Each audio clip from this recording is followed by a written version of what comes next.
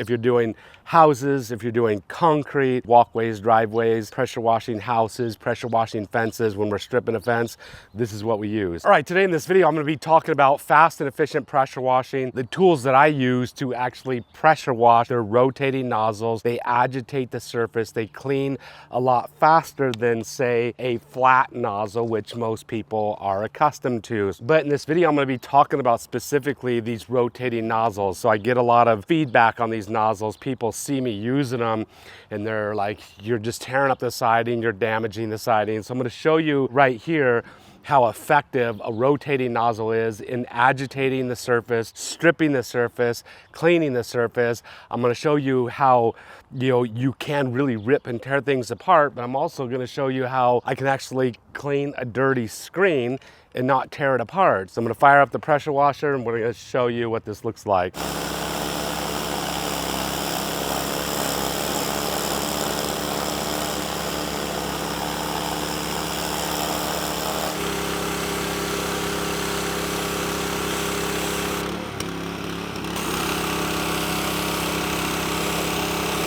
So this is a piece of wood right here, kind of a good example of a fence with maybe like a solid color stain on it.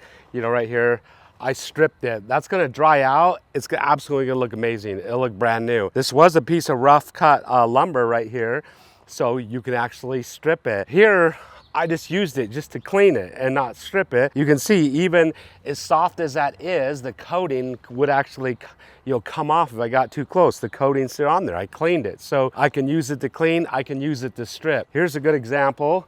It's drying out. I use the screen and I'll show you how soft that it can actually be if used the right way. Now, these nozzles right here, behind somebody inexperienced, somebody not knowing what they're doing, yes, you can do some serious damage. I can teach somebody how to do this and use this nozzle within 10 minutes, and then they're not gonna damage anything. If I don't give them any tips, any advice at all, they walk up to the house, they're probably gonna damage something, but they'll eventually figure it out like really quick. You can see it's starting to dry out. It cleaned the drywall dust off, and yet it didn't damage the screen. So here's a fence picket. So example, backside of the fence, just use it to clean it. It's still completely smooth, no splinters, nothing, didn't shred it, didn't tear it up.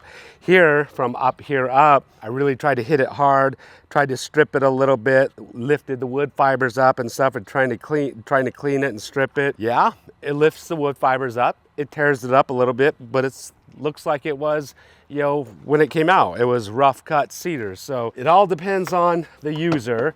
Once again, it's fast and effective if you're doing houses, if you're doing concrete, anything and everything. So whenever I'm doing walkways, driveways, pressure washing houses, pressure washing fences, when we're stripping a fence, this is what we use. So rotating nozzles for fast, efficient pressure washing.